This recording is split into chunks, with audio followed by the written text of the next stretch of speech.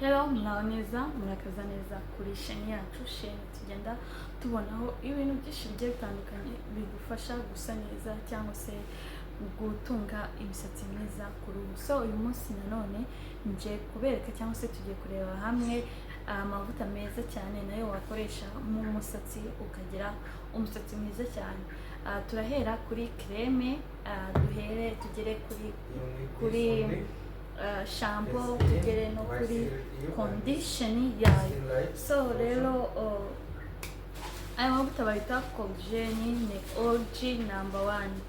Iyi creme rero uyikoresha nk'umuntu uri gukoresha produit kugira ngo igufashe kurambura umusatsi mwiza cyane.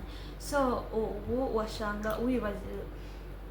ngubu wasanga wibajije se ntabwo ushaka kunyereza umusatsi wanjye. No, ntabwo iwunyereza, ahubwo iraworoshya kugira ngo utunge umusatsi woroshye, ubasha kuba wasokoza neza, ugacamo igisokoza bitakugoye cyangwa se ugasanga umusatsi urimo uracikagurika. So rero iyi ni creme nziza cyane ku muntu ukeneye kuba yihagarura umusatsi wiwe, yarashyizemo amaproduit, wayikoresha ikagufasha kugira ngo utunge umusatsi mwiza cyane. Collagen ni nziza cyane ku bantu batunga naturere, irabafasha cyane 100%. Ni ibintu yizewe rwose, umusatsi wawe ukoroha ukawurinda gucikagurika. Ikindi ukeneye kumenya shampoo nziza cyane wakoresha, wahitamo iyi shampoo ya Collagen. Ni nziza cyane nayo, iragufasha kuba umusatsi wawe wasa neza mu gihe uri koga, umusatsi ukanoga neza cyane kandi ikakurinda gucikagurika k'umusatsi. Ikindi dufitemo iyi condition nayo nabora mbabwira. Condition ifasha umusatsi koroha cyane, cyangwa se mu gihe uri gusokoza bikakorohera cyane. Mu gihe umaze kogamo, hari ukuntu umara koga umusatsi wamara kumuka, ko amategeko ya condition abenshi dukunda kuyica bitewe n'umwanya mutoya tuba dufite sometime.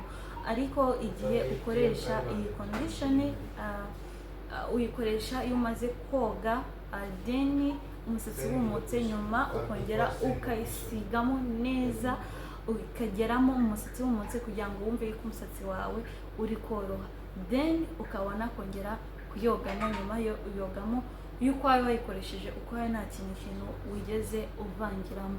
So rero condition ni nziza ku musatsi, kandi niba utarahitamo condition y'umusatsi yawe, hitamo condition y'umusatsi wawe, gufasha koroshya k'umusatsi no kubungabunga ubusugire bw'umusatsi wawe, kuwurinda gucikagurika, ibintu byinshi nk'ibyo ngibyo bigenda byafekta umusatsi wawe.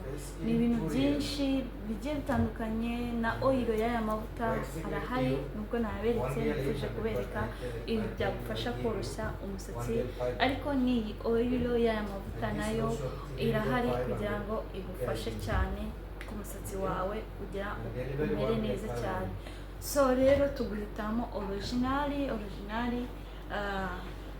iba iri mu icupa rimeze gutya, zajya hari icupa riba ari brown, atari umweru cyane nk'uko iryo cupa ntabwo riba ari original. So rero ugomba kumakinga sure yuko ari originali, utoye bataguhangitse. So rero menya ibyiza by'umusatsi wagenera umusatsi wawe kugira ngo ugire umusatsi mwiza cyane, ntuzandenganye ngo hari icyo mba ntaberetse. Ni ibintu byinshi ngenda mbereka bigufasha rero kuba watunga umusatsi mwiza cyane bikakorohera. So rero